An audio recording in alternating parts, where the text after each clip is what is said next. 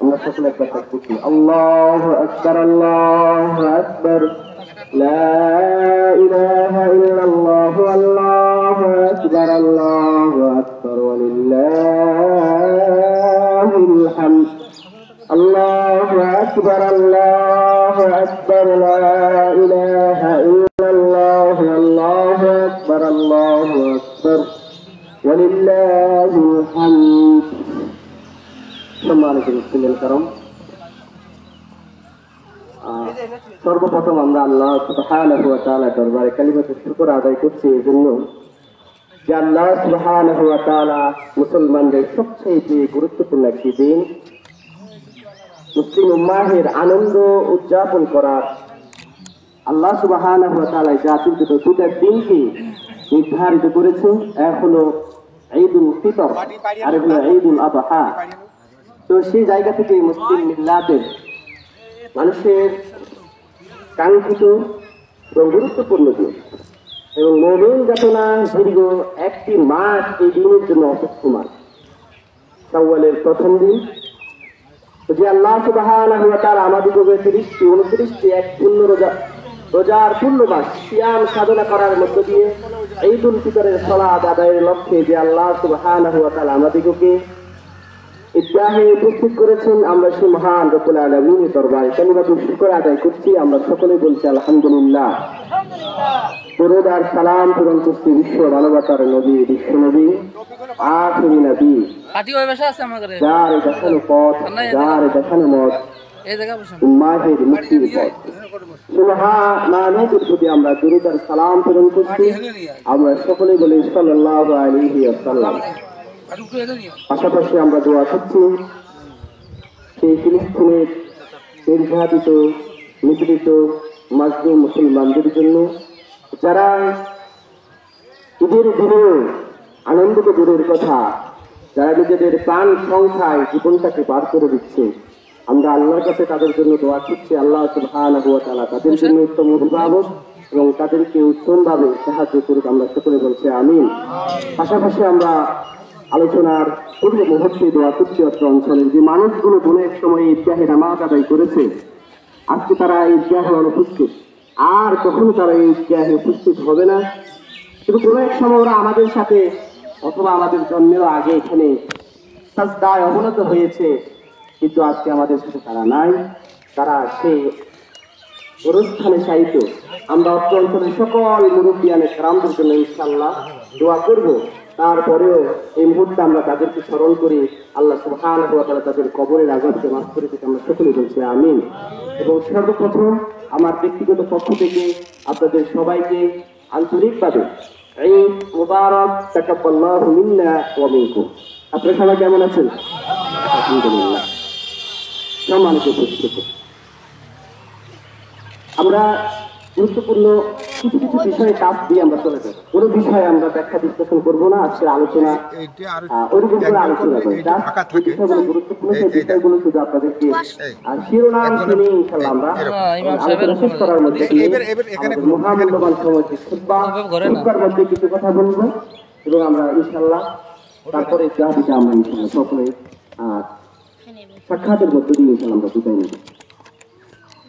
পবিত্র কোরআন কারীম যদি আপনি খুঁজে দেখেন কোথাও এভাবে ঈদুল আযহার কথা আপনি পাবেন, কিন্তু ঈদুল ফিতরের বান্দার কি করণীয় সেই বিষয়ে আল্লাহ সুবহানাহু ওয়া তাআলা বান্দাকে কিছুটা কাজ করেছে। ঈদুল ফিতরের দিন, আজকের এই দিন বান্দার কি করণীয়, কি করবে এই দিন বান্দা কি আতশবাজি ফোটাবে, বিভিন্ন পার্ক বিভিন্ন জায়গায় ঘুরতে যাবে, বান্দা কি আজকের এই দিন আমোদ ফুর্তি করবে না কি করবে, সেই বিষয়ে আল্লাহ সুবহানাহু ওয়া তাআলা কোরআনুল কারীমের মধ্যে একটি কাজ দিয়েছে। আপনি চেষ্টা করবেন সেই শব্দটার উপর আমল করার জন্য। আল্লাহ সুবহানাহু ওয়া তাআলা বলেছেন ওয়ালিতুকবিরুল ইদ্দাতা ওয়ালিতুকাব্বিরুল্লাহা আলা মা হাদাকুম ওয়া লাআল্লাকুম তাশকুরুন। তোমরা রমাদানের মাসগুলোকে তোমরা কি করো, মাসের দিনগুলোকে গণনা করার মধ্য দিয়ে ওয়ালিতুকাব্বিরুল্লাহ, তুমি আল্লাহর বড়ত্ব ঘোষণা করো। সুবহানাল্লাহ বলেন। তার মানে হলো আপনি রমাদানের মাসে ফামান শাহিদা মিনকুমুশ শাহরা ফালিয়াসুম, যে ব্যক্তি রমাদান মাস পেয়েছে সেই জন্য রোজা রাখে। এই কথা বলার শেষ অংশে আল্লাহ সুবহানাহু ওয়া তাআলা নিজেই বলতেছে, বান্দা এই দিনগুলো যখন গণনা করে শেষ করবে, তারপরে তোমার যে কাজ সেটা হলো অনেক কিতাব করবো। আমরা পবিত্র রমাদানের মাসের দিনগুলোকে গণনা করে আমরা সমাপ্তি করেছি। এখন আল্লাহর যে কোরআনের শব্দটা আমাদের সামনে এসে পৌঁছে যায়, সেটা হলো ওয়ালিকুকাব্বিরুল্লাহ, আল্লাহর বরত্ব ঘোষণা করা। আল্লাহর ঈদ উল ফিতরের দিনে আমাদের সবচেয়ে বড় গুরুত্বপূর্ণ কাজ হলো আল্লাহর বরত্ব ঘোষণা করা। কি করা? কথা বলেন, কি করা? আল্লাহর বরত্ব ঘোষণা। এবার আল্লাহর বরত্ব ঘোষণা করাটা কেমন? শুধু কি আল্লাহু আকবার, আল্লাহু আকবার, লা ইলাহা ইল্লাল্লাহ, আল্লাহু আকবার, আল্লাহু আকবার, ওয়ালিল্লাহিল হামদ, শুধু কি এই তাকবীরের উপর সীমাবদ্ধ? না।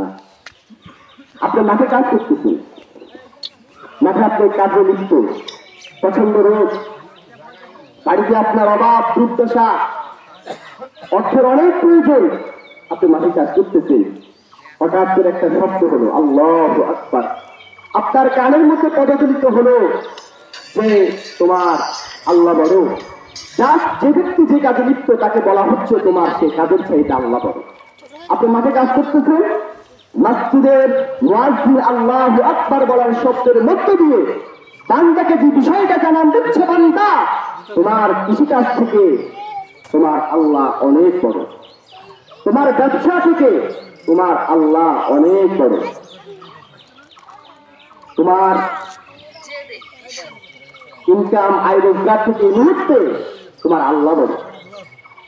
বান্দা তুমি সুদে লিপ্ত রয়েছে, সে মুহূর্তে হঠাৎ করে মসজিদের মাইক থেকে এলান হয়েছে আল্লাহু আকবার, এই শব্দের মধ্য দিয়ে জানিয়ে দেওয়া হচ্ছে যে বান্দা তোমার দুনিয়ার সমস্ত কাজের চাইতে আল্লাহ অনেক বড়। এটা হলো আপনি সাথে সাথে কাজ বন্ধ করে দিয়ে আপনি মসজিদে চলে এসেছেন, এটা হলো আপনি আল্লাহর বরত্ব ঘোষণা করেছেন। আপনি আপনার ব্যবসা বন্ধ করে দিয়েছেন আল্লাহু আকবারের ধ্বনি শুনে, আপনি আপনার আল্লাহর বরত্ব ঘোষণা করেছেন। আপনি দোকানে সিনেমা চালিয়ে রেখেছেন, হঠাৎ করে শব্দ হয়েছে আল্লাহু আকবার, আপনি দোকানকে বন্ধ করে দিয়ে টিভির পর্দা ফেলে দিয়ে মসজিদে চলে আসা, এটা হলো আল্লাহর বরত্ব ঘোষণা করা। আল্লাহর বরত্ব ঘোষণা শুধু এই নয়, আপনি শুধু আল্লাহু আকবার, আল্লাহু আকবার, লা ইলাহা ইল্লাল্লাহ, আল্লাহু আকবার, ওয়ালিল্লাহিল হামদ বলে আপনি ঈদ উল ফিতরের দিন কাটিয়ে দিলেন, বিষয়টা এমন নয়। আজকের দিনে আমাদের সবচেয়ে মূল শিক্ষা, মূল কাজ হলো শুধু আল্লাহর বরত্ব ঘোষণা করা। আর আল্লাহর বরত্ব ঘোষণা এভাবেই করতে হবে। আল্লাহর এক শোয়ার সাথে সাথে হাতে যে কাজ থাকবে, সেই কাজকে ফেলে দিয়ে সরাসরি আল্লাহর কাছে সাড়া দেওয়াটাই হলো আল্লাহর বরত্ব ঘোষণা। আল্লাহর বরত্ব ঘোষণা হলো মুসলমানদের সামনে দাঁড়িয়ে নিজেকে শ্রেষ্ঠ মুসলমান হিসেবে দাবি করাটা হলো আল্লাহর বরত্ব ঘোষণা। আপনি দোকানপাটে বসে আছেন, আপনার পাশে আরো 10 জন মানুষ বসে আছে, আপনি সেখানে আপনার মুসলমানিত্বের শব্দটা প্রচয়ন করতে পারেন না। মসজিদের মাইকে আজান হয়েছে, বাজারে বসে বসে আপনিও টিভি দেখতেছেন, আরো 9 জন মুসলমান বসে বসে টিভি দেখতেছে, সেক্ষেত্রে আপনি আল্লাহর বরত্ব ঘোষণা করেন না। এই জন্য পবিত্র ঈদ উল ফিতরের দিন সবাই প্রতি আমার আহ্বান থাকছে, আপনারা সকলেই আল্লাহর বরত্ব ঘোষণা জীবনের প্রতিটা মুহূর্তে করার চেষ্টা করবেন। যে মুহূর্তে আল্লাহর ঘোষণা চলে আসবে, সেই মুহূর্তে আর দুনিয়ার কোনো কাজ, দুনিয়ার কথা আর কোনো কিছু চলবে না। তখন শুধুমাত্র একজনের কথা চলবে, সেটা হলো কে? সেটাকে আল্লাহ। সেটাই হলো আল্লাহ বরত্ব ঘোষণা। এরপর আল্লাহ আয়াতের শেষাংশে বলেছেন, বলে আল্লাহ তুমি তাশকুরুন, এবং তোমরা যাতে করে কৃতজ্ঞকারী আল্লাহর গোলাম হতে পারো। এই জন্য আমাদেরকে ঈদ উল ফিতর থেকে শুরু করে জীবনের শেষ নিঃশ্বাস পর্যন্ত আমাদেরকে আল্লাহর প্রতি কৃতজ্ঞকারী হতে হবে। কি হতে হবে? আল্লাহর প্রশংসা আদায় করে হতে হবে। এদিকে একটু মনোযোগী হন, আপনারা ভালো করে বলে দিচ্ছি, একটু এদিক সেদিক করবেন, আমি একটু এদিক সেদিক করে দেবো। মনে করবেন না যে আজকে আনন্দের দিন, ঈদের দিন, এগুলো মনে হয় একটু চাপ মারছি, কোনো চাপ নেই। যেখানে যে শৃঙ্খলা, যেখানে যেরকম আদব, সেখানে সে আদব বজায় রাখবে। আসবেন, সুন্দর মতো সিরিয়াল বাই সিরিয়াল বসে যাবেন, প্রথমে কাতারের মধ্যখানে বসবেন, এরপরে যিনি আসবেন ডান পাশে, এরপর যিনি আসবেন বাম পাশে। কোন জায়গাটা ভালো, কোন জায়গাটা মন্দ, সেটা দেখার সুযোগ নাই। ইসলাম যেভাবে বলবে আপনাকে প্রত্যেকটা কর্ম সেভাবে করতে হবে। সম্মানিত হাজির, এরপর ঈদের দিন আমাদেরকে নিজেকে কৃতজ্ঞতার গোলাম হিসাবে গড়ে তোলার জন্য দৃঢ়ভাবে সিদ্ধান্ত নিতে হবে যে আমার শিশু থেকে আমি সর্ব অবস্থায় আমি শুধুমাত্র আল্লাহ সুবহানাহু ওয়া তাআলা কৃতজ্ঞতা আদায় করি। করা যাবে তো ইনশাআল্লাহ? এরপরে ঈদের দিনে আমাদের মৌলিক কাজ থাকবে, আমরা যারা বাবা রয়েছি বাবাদের প্রতি আমার উদাত্ত আহ্বান থাকবে, যাতে করে আজকের এই দিনে, যাতে করে আজকের এই ক্ষণে আপনার কোনো সন্তানের প্রতি আপনার জুলুম যাতে থেকে না হয়। মনে রাখবেন, আপনার যে সন্তানটা 1 লক্ষ টাকা মাসে ইনকাম করে, সেটা যেমন করে আপনার ওরসের সন্তান, ঠিক সেই ছেলেটা আপনার নিঃস্ব, যার অর্থবিত্ত নেই, যার কাজকর্ম নেই, যে এগুলো প্রতিষ্ঠিত হতে পারে না, সে আপনার সন্তান। আপনাকে উভয়ের মধ্যে সমঝোতা, উভয়ের মধ্যে আপনাকে ইনসাফ কায়েম করতে হবে। এমন করে দুঃখী করে আমি যাতে করে কোনো বাবার নাম না শুনি যে আজকে আমার বাবা ঈদের দিন গেল আমার সাথে একটু কথা বললো না, আমি আজকে আমার বাবাকে বুকে জড়ানোর জন্য অনেক চেষ্টা করেছি, আমার বাবা আজকে আমার বুকে আসলো না, যাতে করে এইরকম করে আক্ষেপ লক্ষ্মীপুরের কোন সন্তানের হৃদয়ের মধ্যে যাতে করে না থাকে। এই জন্য আমি প্রথমে প্রত্যেক বাবাদের প্রতি উদাত্ত আহ্বান থাকবো, আজকের এই দিনে সমস্ত ইনসাফকে পদদলিত করে ইনসাফের পুরো তথ্য আপনাকে গ্রহণ করতে হবে। আপনি বাবা হিসাবে প্রত্যেক সন্তানের মাঝে আপনাকে সমঝোতা, ইনসাফ সমানভাবে কায়েম করবে, যাতে করে আপনি আজকে আপনার কোন সন্তানের সাথে বুক মিলাতে মোসাহাবা করতে, কোলাকুলি করতে, যাতে করে আপনার যাতে করে কি হয়, কমতি না হয়। প্রত্যেক সন্তানের সাথে সমানভাবে আপনি আলাদা খান। প্রত্যেক সন্তানের ঘরে যদি আপনার দাওয়াত থাকে, আপনি প্রত্যেক ঘরের সন্তানের ঘরে আপনি যাবেন, সেখানে আপনি সময় দেবেন। এটা আপনার দায়িত্ব, এটা আপনার কর্তব্য, এটাই হলো ঈদের মূল শিক্ষা। দুনিয়ার সমস্ত হিংসা বিভক্ত ভুলে গিয়ে নিজেদেরকে ঐক্য, সামনের সারিতে ঐক্যবদ্ধ করাটাই হলো ঈদের মূল শিক্ষা। এরপরে তো যারা সন্তান রয়েছেন, আপনাদের প্রতি আমার আহ্বান থাকবে, যাতে করে কোনো হয় কি আপনার বাবার প্রতি আপনার জুলুম যাতে করে না হয়।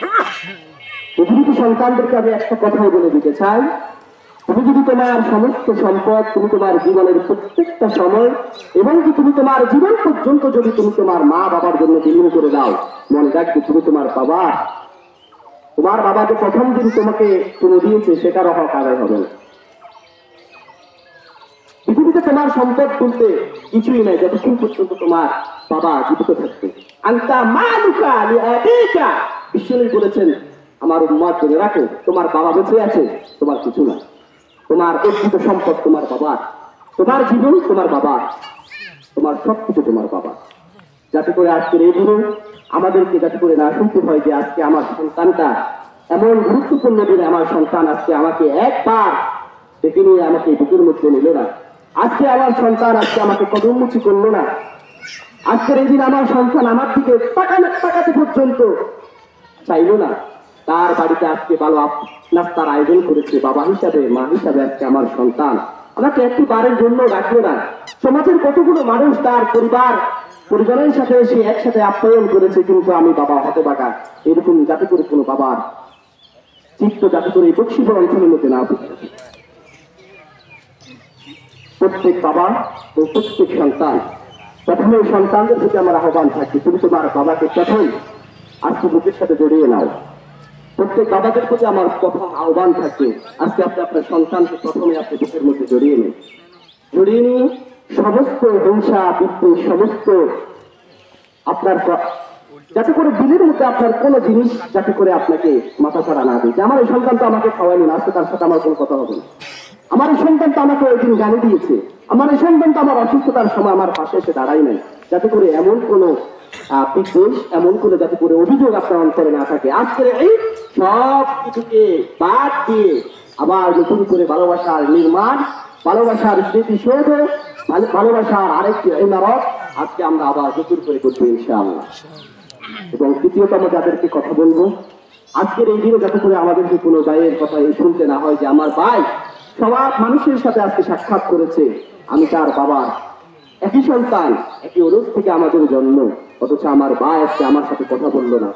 আজকে আমার ভাই আমাকে সবার সাথে আপ্যায়ন করেছে, সবার সাথে হাসি মুখে কথা বলছে, আজকে আমার ভাই আমার দিকে একবারও তাকিয়ে দেখছে না। আমার ভাই আজকে আমার সাথে একটু কলাকলি করবে, একটু মোসাফা করবে, সেটাও আমার ভাই দেখতেছে না। যাতে করে কোনো ভাইয়ের এই আত্মনাথ পশ্চিমপুর অঞ্চলের মধ্যে যাতে করে ফুটে না উঠে, সেদিকে আপনারা অবশ্যই লক্ষ্য রাখবেন। আজকে আপনার ভাই, এটা আপনার ছোট ভাইদের জন্য বড় ভাইরা নিঃসন্দেহে মনে রাখতে হবে। ছোট ভাইদেরকে আমি বলি, আপনি মনে রাখবেন, আপনি যখন ছোট ছিলেন আপনার বড় ভাই আপনাকে কতবার বুকের মধ্যে জড়িয়ে নিয়েছে, কতবার আপনার ডান হাত ধরে আপনাকে, যখন আপনি দুই এক কদম করে হাঁটা শিখেছেন তখন আপনার বড় ভাইটা আপনাকে হাত ধরে হাঁটিয়েছে, আপনাকে হাঁটতে শিখিয়েছে, আপনাকে কথা বলতে শিখিয়েছে, আপনাকে সমাজের মধ্যে মানুষের সাথে পরিচয় করে দিয়েছে। আজকে যাতে করে ভাইয়ের মধ্যে কোনো হিংসা বিদ্বেষ যাতে করে না থাকে। প্রত্যেকটি ভাই আপনার অনেক পাওয়ার অভিযোগ থাকবে, অনেক না পাওয়ার অভিযোগ থাকবে, অনেক জিনিসের অভিযোগ থাকবে, আর এইগুলো ক্রিয়েটর বলতেছে তুমি তোমার সমস্ত অভিযোগকে ছুড়ে ছুড়মার করে দিয়ে ভালোবাসার নতুন স্বর্গ তুমি গ্রহণ করে উঠাও। এটাই হলো এই মনের মধ্যে হিংসা বিদ্বেষ রেখে কখনো এই করা যায় না। নতুন ভালোবাসা নির্মাণ করবে আজকে, যাতে করে আমাদেরকে এই কথা না শুনতে হয় যে আজকে আমার ভাই, আমার ছোট ভাইটা আমার সাথে কথা বলছে না, আমার ছোট ভাইটা আমার বাড়িতে আপ্যায়ন করতে আসছে না, আমার বড় ভাই আমাকে ডাকছে না। কত অভিযোগ থাকবে, আপনার ভাই আপনাকে গালি দিয়েছে, আপনার ভাই আপনাকে সম্পর্ক থেকে মাহরুম করেছে, অনেক অভিযোগ থাকবে। প্রত্যেকটা অভিযোগের বিচার আপনার করার এখতিয়ার নাই। প্রত্যেকটি অভিযোগের বিচার যিনি করবেন তিনি কে? কিন্তু আপনি আপনার সাথে অভিযোগ, আপনার প্রতি অন্যায় করেছে বিদায় আপনি তার প্রতি অন্যায় করবেন, এটা কি হয়? আপনার প্রতি সে অনেক অন্যায় করেছে, অনেক অবিচার করেছে, আপনি তাকে ক্ষমা করে দেবেন, সেটাই হলো এই। এরপর কোন আত্মীয়তা, মামা ভাগিনা বাঁচতে অনেক আত্মীয়তা আমাদের একে অপরের সাথে রয়েছে, যাতে করে কোনো আত্মীয়তার মধ্যে পাতল যাতে করে না থাকে। যার যে জায়গায় দুর্বল রয়েছে সেই জায়গাগুলোকে ক্ষমা সুন্দর দৃষ্টিতে দেখে নতুন করে আমরা আমাদের ফাটলগুলোকে নতুন করে আমরা জোড়া লাগাবো। সেই বন্ধন আমাদেরকে জান্নাত পর্যন্ত নিয়ে যাবে। কি করা যাবে তো ইনশাআল্লাহ? আপনি আপনার বাস থেকে আজকে আত্মীয়তার সম্পর্ক থেকে অনেক করে রেখেছে। ইসলাম কি বলে? লা ইয়াদখুলুল জান্নাতা কর। আপনার উপরের মতো দাগ পড়ে যাচ্ছে, কিন্তু নজনের একটা বাণী সব সময় কায়েমাত হয়েছে, লা ইয়াদখুলুল জান্নাতা কতে, আত্মীয়তার সম্পর্ক ছিন্নকারী জান্নাতে প্রবেশ করবে না। তো কোপালে যত দাগ ফেলে দেন লাভ আছে, কিন্তু আপনি আপনার বাগিনার সাথে আপনার কথা নাই, আপনার বাস্তের সাথে আপনার সম্পর্ক নাই, আপনার ভাইয়ের সাথে আপনার সম্পর্ক নাই, আপনার বাবার সাথে আপনার সম্পর্ক নাই, আপনার বোনের সাথে আপনার সম্পর্ক নাই। বলেন তো আপনাকে কোন মানুষটা জান্নাতে নিয়ে যাবে? রাসূলের এই হাদিসটাকে অর্ডার টেক করে আপনাকে কোন মানুষটা জান্নাতে নিয়ে যাবে? এই জন্য আজকের এই সময় আপনারা সবাই এখানে একসাথে হয়েছেন, আমার আপনাদের প্রতি সকলের প্রতি উদাত্ত আহ্বান থাকবে, যাতে করে আপনাদের হৃদয়ের মধ্যে বিন্দু পরিমাণ হিংসা বিদ্বেষ যাতে করে না থাকে। সকলে একে অপরকে ক্ষমা করে দেওয়ার মধ্য দিয়ে নতুন ভালোবাসার বন্ধন আপনারা তৈরি করবেন, এবং প্রত্যেক আত্মীয়তার যেই ভিত্তি রয়েছে সেটাকে আপনারা আজকে আরো বেশি শক্তিশালী, আরো বেশি মজবুত করবেন, এবং সমাজের যে ঐক্য সেটাকে এই মুহূর্তে আজকের এই দিনে আপনারা আরো বেশি সমৃদ্ধশালী, আরো বেশি ঐক্য আপনারা গঠন করবেন, যাতে করে আপনাদের এই সম্পর্ক, আপনাদের যাতে করে এই সৌহার্দ্য আমাদেরকে জান্নাত পর্যন্ত নিয়ে যায়। কি করা যাবে না ইনশাআল্লাহ? ইনশাআল্লাহ। আপনাকে আমি এখানে অনেক নামাজ বানাইলাম, নামাজের আলোচনা করে মসজিদে নিয়ে গেলাম, কিন্তু আপনার আত্মীয়তা ঠিক নাই, বাবার সাথে আপনার সম্পর্ক নাই, ভাইয়ের সাথে আপনার সম্পর্ক নাই, কোনো লাভ আছে? কথা বলেন, কোনো লাভ আছে? এখানে অনেক মানুষ বসা আছে, এই মুহূর্তে বসে বসে ওই চিন্তা করতেছে, আজকে আমি সব মানুষের সাথে যদিও আমি কলাকলি করি, দেখা সাক্ষাৎ করি, কিন্তু আজকে আমি আমার অমুক ভাইয়ের সাথে, অমুকের সাথে, তমুকের সাথে আমি আজকে কি দেখা সাক্ষাৎ করবো না। এখানে অনেক মানুষ চিন্তা করতেছে, ওনাকে দেখা মাত্র উনি কি করবে? চোখটাকে দিকে দিয়ে উনি হেঁটে চলে যাবে। এটা কি করা যাবে? করা যাবে। অনেক মানুষ এই সিদ্ধান্ত নিয়ে এখানে বসে আছে যে হুজুরে যাই বলুক, ইসলাম যাই বলুক, আমার বাবা মায়ের সম্পদ মেরে খেয়েছে, আমি ওর সাথে আজকে কোনো কথা বলবো না, আজকে ওর সাথে আমি সাক্ষাৎ করবো না। আমার সন্তান আমাকে এটা করে নাই, ওটা করে নাই, আমাকে অর্থবিত্ত কম দিয়েছে, আজকে যা হয়ে যাক, আজকে আমি ওর সাথে কি করবো না। না, আমি আজকে কি রাগ, কি ওনার কি রাগ, ওনাকে রাগ বানানো যায় না, হাজারো বার ওনাকে দেখে ওনার সাথে কি ওনাকে মুখে একটু মিষ্টি তুলে দেওয়া যায় না। আর আপনাদের প্রতি একটা আহ্বান থাকবে, আজকে প্রত্যেক সন্তানগুলো বাবাদের মুখে আমরা মিষ্টি তুলে দেবেন, প্রত্যেক বাবারা তাদের সন্তানের মুখে একটা করে খুরবা খেজুর তুলে দেবেন, এতে করে আমাদের ভালোবাসা, আমাদের সম্পর্ক আরো বেশি মজবুত হবে। আমাদের সন্তানগুলো দুনিয়ার সব মানুষকে বুকে জড়িয়ে ধরে আঁকতে রাখতে পারে, কিন্তু নিজের বাবাটাকে একটু জড়িয়ে ধরে রাখতে পারে না।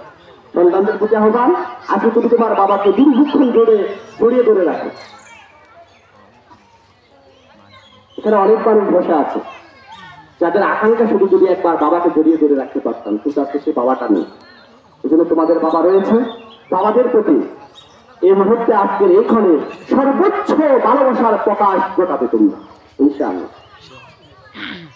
বাবাদের সাথে দেখা করতে আমরা সন্তানগুলো লজ্জা পাই। নিজের মাটাকে একটু, আমাদের তো শুধু ওই দেশে যাই না যাই শুধু প্রতিবছর, আর আল্লাহর গজব ফেসবুক বের হয়েছে, দুনিয়ার কত কিছুতে আমাদেরকে শিখায়।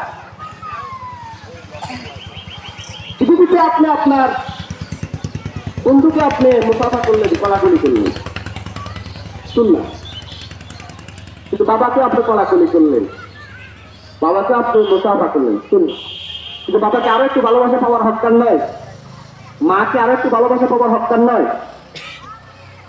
সেটা আপনি কিভাবে প্রকাশ ঘটাবে? আপনাদের প্রতি আমার আহ্বান, ভাই, বন্ধু, মামা, চাচা, খালু, তারা অবশ্যই অনেক জিনিসের হকদার, কিন্তু আমার মা বাবা আরো বেশি হকদার নয়, আরো বেশি সম্মানী হকদার নয়, সেটার বহিঃপ্রকাশ কিভাবে ঘটাবেন? আপনি যেভাবে পারবেন সেভাবে ঘটাবেন। আমি আপনাকে বলবো আপনি কদম মুচি করেন, এই করেন, সেই করেন, কিন্তু কদম মুচি দিয়ে যদি আপনি বহিঃপ্রকাশ ঘটাতে পারেন আপনি সেভাবে করেন। কিন্তু মা বাবার প্রতি আপনি সর্বোচ্চ সম্মান আজকে করবেন। আপনি যদি আপনার চাচাকে যদি 1 মিনিট জড়িয়ে ধরে রাখেন, বাবাকে আজকে আপনি 2 মিনিট মধ্যে জড়িয়ে ধরে রাখেন। প্রত্যেকটি প্রশান্তি, সন্তানদের সব থেকে বড় প্রশান্তি হলো বাবাদের কলিজা, বাবাদের এই বুকটা। আপনি যখন কান্না করতেন, এখানে যাদের বাচ্চাগুলো আছে আপনারা জানেন, 1 বছরের 8 মাসের 9 মাসের কাছের বাচ্চা রয়েছে, তারা সবচেয়ে বেশি অবগত রয়েছে।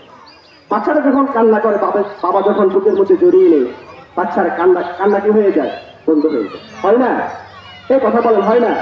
আপনাদের যেভাবে মনে হচ্ছে আমি বাংলা কথা বলছি, আমি বাস্তবতা থেকে কথা বলছি। আর হ্যারমওয়ালারা আমি বারবার গত ঈদুল আজহাতেই বলেছি, অনেক মানুষ হ্যারম নিয়ে ঈদগাহে আছে, ওনার কাজ হচ্ছে আজকে ঈদের নামাজ পড়ে চলে যাওয়া।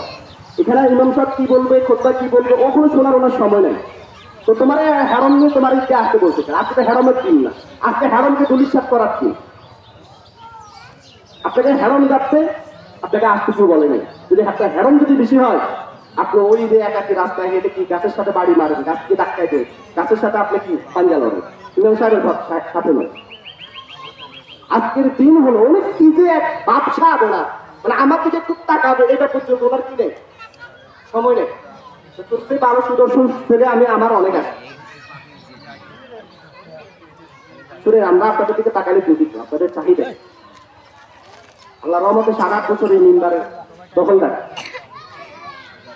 দুনিয়ার কোন মুসলমান কেমন, দুনিয়ার কোন মানুষটা কোন অ্যাঙ্গেল থেকে আমাদেরকে কথা বলে, বুঝতে আমরা সুন্দরভাবে বুঝি। মিরাজ ভাই আছে, উনি বিষয় আরো ভালো জানেন। মানুষের চেহারা, মানুষের গঠন, মানুষের আকৃতির দিকে তাকিয়ে আমরা কিছুটা সম্মানিত হাজিরি। তাহলে আজকের আমাদের যে মূল কথাগুলো, সেটা হলো অবশ্যই আজকের এই করে দিনকে আমরা আল্লাহর বরত্ব ঘোষণা করা বলে সিদ্ধান্ত নেব, যে আমি যেখানে থাকি, যে পন্থায় থাকি, যেভাবে থাকি, যখন আল্লাহর বরত্ব করার সময় যখন এসে যাবে, তখন আমার আর কাজ থাকবে না। মাঠে আমার আর তখন কোনো কাজ নাই, তখন আমার কাজের চাইতে আমার রব অনেক বড়। আমি আমার রবের শ্রেষ্ঠত্ব বর্ণনায় আমি দাঁড়িয়ে যাব, আমি আমার রবের শ্রেষ্ঠত্ব বর্ণনায় আমি লুটিয়ে পড়ে যাব। এটা হলো আজকের ঈদের প্রথম এবং মৌলিক শিক্ষা। এরপর হলো সারা জীবন সুখে দুঃখে সর্ব অবস্থায় আমি আমার রবের কৃতজ্ঞতা আদায় করি। এরপর হলো আজকে আমি আমার নতুন করে আত্মীয়তার ফাটলগুলো, আত্মীয়তার বন্ধনগুলোকে আরো দৃঢ়ভাবে আমি মজবুত করব। আজকে আমি আমার বাবার সাথে আরো গুরুত্বভাবে সম্মানের সহিত আরো বেশি ভালোবাসার দরজাকে আমি আরো বেশি উল্লেখ করে দেব। আমি আমার ভাইয়ের সাথে আজকের সম্পর্ককে আমি আরো বেশি সুন্দর করব। আমি আমার মামার সাথে, চাচার সাথে, আত্মীয় স্বজন যা রয়েছে সবার সাথে আমি আজকে নতুন করে আরেকটি ভালোবাসার বন্ধনে আমি আবদ্ধ হয়ে যাব। যে ভালোবাসা, যে সম্প্রীতি আমাদেরকে যাতে করে আল্লাহ সুবহানাহু ওয়া তাআলা জান্নাত পর্যন্ত নিয়ে যায়। এই সিদ্ধান্ত আপনাদেরকে আজকে করতে হবে, যাতে করে এখানে যাতে করে এমন কোনো মানুষ যাতে করে আপনি তার না হন যে হৃদয়ের মধ্যে হিংসা থেকে গেছে, অমুকের জন্য হিংসা আপনার থেকে গেছে, অমুকে আপনাকে ঠকাইছে, অমুকে আপনার সাথে কি করছে, চাঁদাবাজি করছে, আপনাকে ঠকিয়ে দিয়েছে, এই জন্য আপনি তার প্রতি রাক্ষস নিয়ে আসবে, যাতে করে আপনি ইজ্জা থেকে বিদায় না আনেন, যাতে করে আমাদের খোঁজটা শেষ হওয়ার মধ্য দিয়ে আপনার সিদ্ধান্ত পাকাপোক্ত হয়ে যায় যে আজকে থেকে আমি যাদের সাথে আমার সম্পর্ক ভালো না তাদের সাথে আমি সম্পর্ক আজকে থেকে আমি নতুন করে গড়ে তুলব। আমাদের খোঁজটা শেষ হওয়ার আগে আপনি এই সিদ্ধান্ত কি করবেন, ধারণ করবেন। সম্মানিত প্রস্তুতি, সর্বোপরি এলাকার মুরব্বিয়ানে কেরাম, অসুস্থ যারা রয়েছে তাদের জন্য দোয়া, এবং আমাদের রমাদানের আসলে সে হাদিসটার প্রতি আমরা একটু উপলব্ধি করার চেষ্টা করব যে বিশ্বনবী জনাব মুহাম্মদ রাসূলুল্লাহ সাল্লাল্লাহু আলাইহি ওয়াসাল্লাম এইভাবে মিম্বারে ওঠার সময় তিনি আমিন বলেছেন। সাহাবা আজমাইন রাদিয়াল্লাহু তাআলা আনহুম জিজ্ঞাসা করেছেন, ইয়া রাসূলুল্লাহ সাল্লাল্লাহু আলাইহি ওয়াসাল্লাম, আপনি কি জন্য, আপনি অনেক কিন্তু খোঁজা দিয়েছেন। সে কথায় বিশ্বনবী জনাব মুহাম্মদ রাসূলুল্লাহ সাল্লাল্লাহু আলাইহি ওয়াসাল্লাম তিনি বলেছেন যে একটু আগে আমার কাছে হযরত জিবরাইল আলাইহিস সালাতু ওয়াস সালাম এসে বলে রমাদান মাস পাওয়ার পরে যে মানুষটা তার জীবনের গুনাহগুলোকে ক্ষমা চেয়ে নিতে পারে নাই, তার চাইতে হতভাগা, তার চাইতে দুর্ভাগা, তার চাইতে কত দরিদ্র মানুষ আর নাই।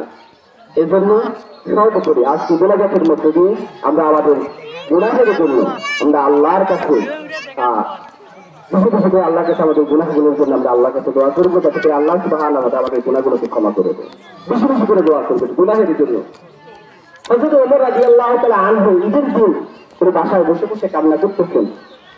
ওনাকে জিজ্ঞেস করা হয়েছে, আজকে তো ঈদ, আজকে তো হযরত ওমর রাদিয়াল্লাহু তাআলা আজকে তো হাসিতে খুশিতে উৎফুল্লিত হবে সেই ব্যক্তিটা, যে ব্যক্তিটা নিশ্চিত হতে পেরেছে যে তাকে তার রব ক্ষমা করে দিয়ে।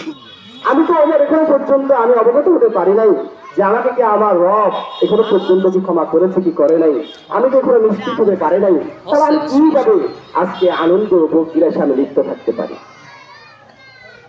এই জন্য গুনাহের জন্য আপনারা অনুতপ্ত হবেন, গুনাহের জন্য আল্লাহ সুবহানাহু ওয়া তাআলার কাছে আপনারা ক্ষমা চাইবেন।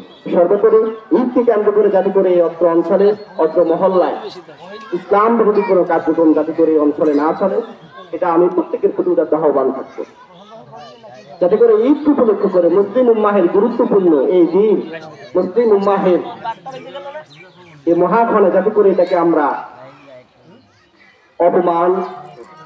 অপমানতার দিকে আমরা ঠেলে না দিই।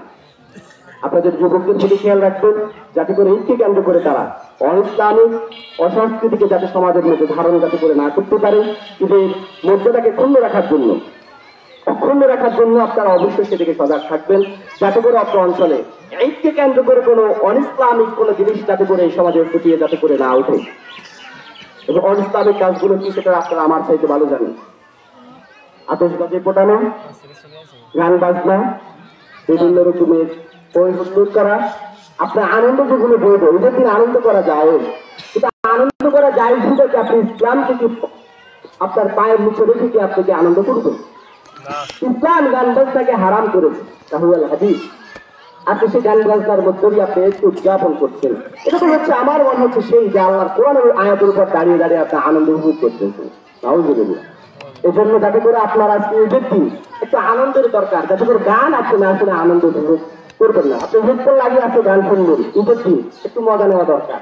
এই জন্য আপনাকে একটা গান হেডফোন দিয়ে আপনি গান শুনতেছেন, মজা দিচ্ছেন, যাতে করে এমন যাতে করে আপনার না হয়। বুঝতে পেরেছেন? অর্থাৎ আজকের এই দিনটা যাতে করে ইসলাম বিরোধী এমন কোনো কাজ করা যাবে না। আজকের দিনটাকে আপনি ইসলামের মধ্যে থেকেই ঈদকে আপনি উদযাপন করেন। ইসলামের মধ্যে আনন্দ উপভোগ করার কি সিস্টেম কি ইসলাম বলে দিচ্ছে না? বলে নাই, বলেছে। আপনি আজকে মিষ্টি খাবেন, আপনি আজকে অপরকে খাওয়িয়ে দিবেন, তার সাথে দুষ্টামি করবেন, মুখের মধ্যে একবার দিবেন, আবার নিয়ে আসবেন, আবার দিয়ে দিবেন, আজকে দুষ্টামি এভাবে করেন আপনি। কিন্তু আপনি অনিসলামিক কোনো কাজ করা যাবে না। আজকের এই সমাজটাকে আমরা বিশেষ করে এই উপলক্ষে আমরা এই সমাজটাকে ইসলাম মজবুত রাখার চেষ্টা করব এবং আগামীতে ঈদ চলে যাওয়ার পরেও আমরা সেই বিষয়ে সজাগ সচেতন থাকার চেষ্টা করবো ইনশাল্লাহ। এই পর্যায়ে আমরা ঈদের নামাজের জন্য আমরা দাঁড়িয়ে যাই। আমরা নির্ধারিত সময় ইনশাল্লাহ আমরা আমাদের জামাত সারিয়ে দেবো ইনশাল্লাহ। আমরা নামাজের জন্য কাতারকে সুন্দরভাবে সারিবদ্ধ করি। এই কাতার ভাই আসেন ভাই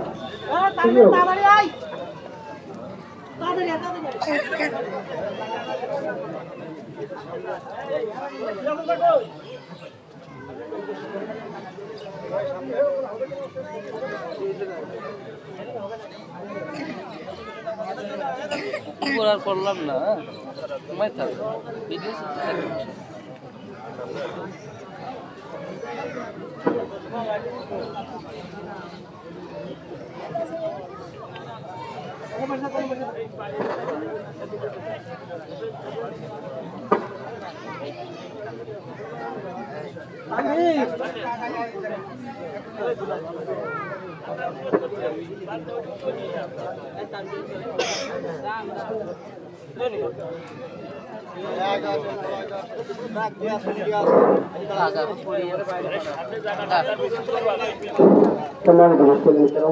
আমরা একটু ঈদের নামাজের পদ্ধতিটা নেই।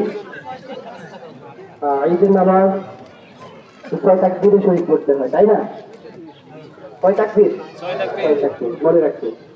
6টা তাকবীর হবে। প্রথম তাকবীরটা হচ্ছে তাকবীরে তাহরিমা। এখানে হাত উঠবে, হাত ওঠার পরে হাত বাঁধবে, যেটা সানা পড়বে। এরপরে ঈদের প্রথম রাকাতের 3টা তাকবীর হবে, সেখানে হাত উঠবে কিন্তু হাত বাঁধা যাবে না। সর্বশেষ তাকবীরের পরে হাত বাঁধবে।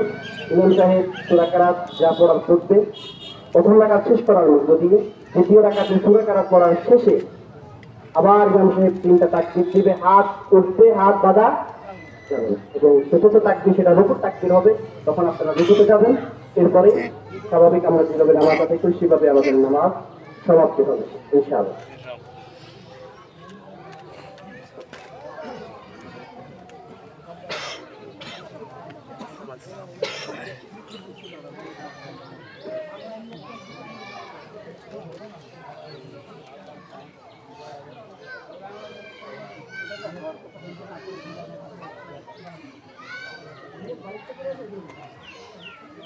বাংলা ইংলিশ সব করতে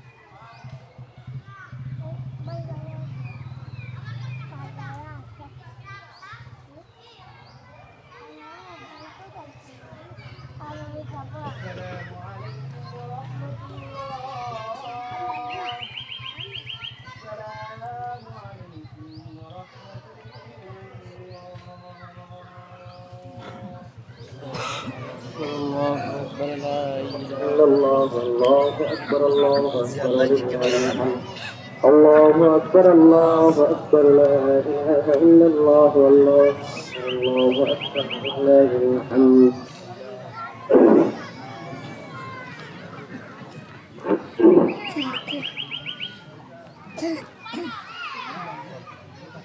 الله أكبر لا إله إلا الله الله أكبر ولله الحمد.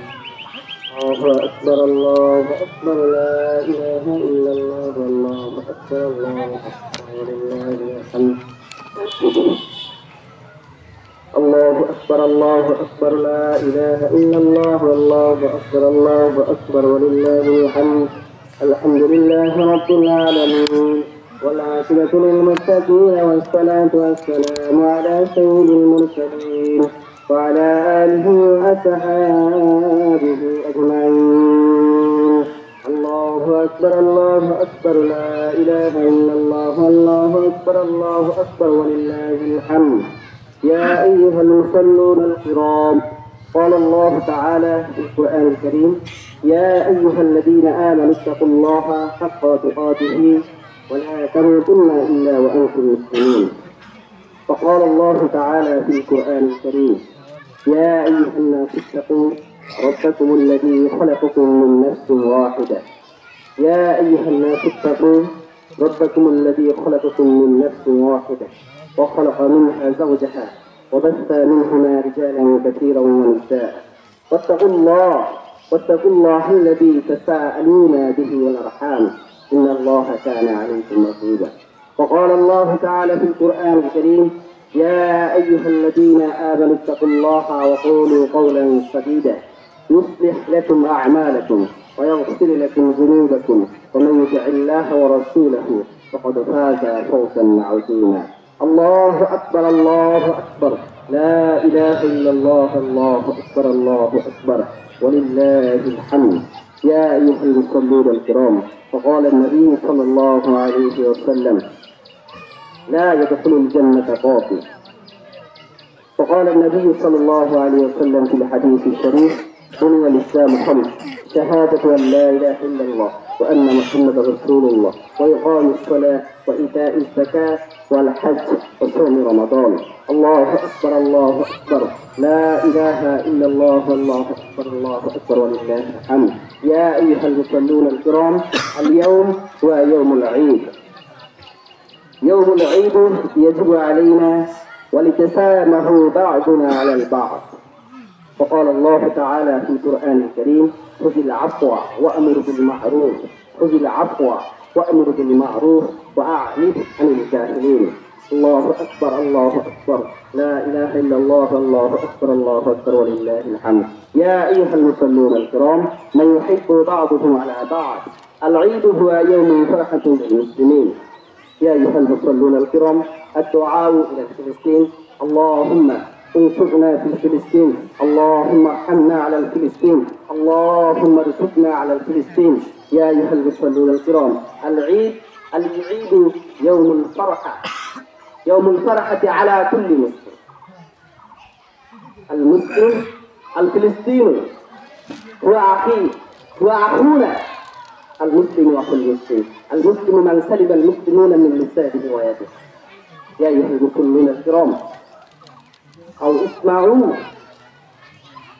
اللهم انصرنا على الفلسطين، اللهم ارحمنا على الفلسطين. بارك الله لنا ولكم في القرآن العظيم، ونفعني وإياكم بما فيه من الآيات والذكر الحكيم. فاستغفر الله لي ولكم ولسائر المسلمين من كل ذنب، واستغفروه وأتوبوا إليه إنه هو التواب الرحيم.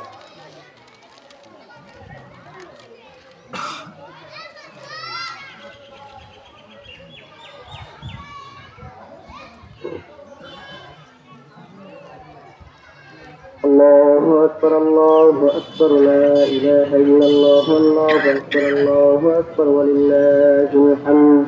الله أكبر الله أكبر، لا إله إلا الله، الله أكبر الله أكبر ولله الحمد. الحمد لله أستعينه وأستغفره ونؤمن به ونتوكل عليه، ونعوذ بالله من شرور أنفسنا ومن سيئات أعمالنا. من يهده الله فلا مضل له ومن يضلل فلا هادي له. وأشهد أن لا إله إلا الله وحده لا شريك له، وأشهد أن محمدا عبده ورسوله، أرسله بالحق بشيرا ونذيرا بين يدي الساعة. من يطع الله ورسوله فقد رشد، ومن يعصهما فإنه لا يضر إلا نفسه ولا يضر الله شيئا. الله أكبر الله أكبر، لا إله إلا الله، الله أكبر الله أكبر ولله الحمد. أعوذ بالله من الشيطان الرجيم. إن الله وملائكته يصلون على النبي، يا أيها الذين آمنوا صلوا عليه وسلموا تسليما. الله أكبر الله أكبر، لا إله إلا الله، الله أكبر الله أكبر ولله الحمد. اللهم صل على محمد عبدك ورسولك، وصل على المؤمنين، وبارك على محمد وأزواجه وذرياته. الله أكبر الله أكبر، لا إله إلا الله، الله أكبر الله أكبر ولله الحمد. قال النبي صلى الله عليه وسلم: أرحم أمتي بأمة أبو بكر رضي الله تعالى عنه، وأشدهم في أمر الله عمر رضي الله تعالى عنه، وأصدقهم حياء عثمان رضي الله تعالى عنه، وأقضاهم علي رضي الله تعالى عنه، وفاطمة رضي الله تعالى عنها سيدة نساء أهل الجنة، الحسن والحسين رضي الله تعالى عنهما سيد شباب أهل الجنة، وحمزة رضي الله تعالى عنه أسد الله وأسد رسوله. اللهم اغفر للعباس رضي الله تعالى عنه وولده مغفرة ظاهرة وباطنة لا تغادر ذنبا. الله في أصحابي، الله في أصحابي، لا تتخذوهم غرضا من بعدي، فمن حبهم فبحبي أحبهم، ومن أبغضهم فببغضي أبغضهم، وخير أمتي قرني ثم الذين يلونهم ثم الذين يلونهم. وسلطان الله في الأرض من أهان سلطان الله في الأرض أهانه الله. الله أكبر الله أكبر، لا إله إلا الله، الله أكبر الله أكبر ولله الحمد. يا أيها المصلون الكرام، اتقوا الله اتقوا الله اتقوا الله، وإن تقوى الله توفي مقته وتوفي عقوبته وتوفي سخطه، وإن تقوى الله تلوث الوجوه وترفع الدرجات. قال الله تعالى في القرآن الكريم: يا أيها الناس اتقوا ربكم الذي خلقكم من نفس واحدة وخلق منها زوجها وبث منهما رجالا كثيرا ونساء، واتقوا الله الذي تساءلون به والأرحام إن الله كان عليكم رقيبا. الله أكبر الله أكبر، لا إله إلا الله، الله أكبر الله أكبر ولله الحمد. إن الله يأمر بالعدل والإحسان إن الله يأمر بالعدل والإحسان إن الله يأمر بالعدل والإحسان وإيتاء ذي القربى وينهى عن الفحشاء والمنكر والبغي يعظكم لعلكم تذكرون فاذكروني يذكركم واشكروني ولا تكفرون الله أكبر الله أكبر لا إله إلا الله الله أكبر الله أكبر ولله الحمد الله أكبر الله أكبر لا إله إلا الله الله أكبر الله أكبر ولله الحمد